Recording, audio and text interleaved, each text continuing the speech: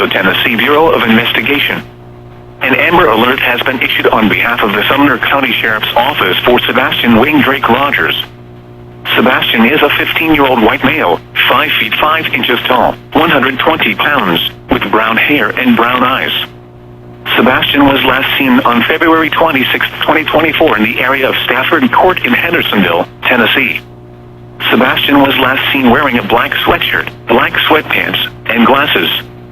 Sebastian has a medical condition that may impair his ability to return safely without assistance. If you have seen Sebastian or have information regarding his whereabouts, please contact the Sumner County Emergency Communications Center at 615-451-3838 or the TBI 1800 TBI FI North D.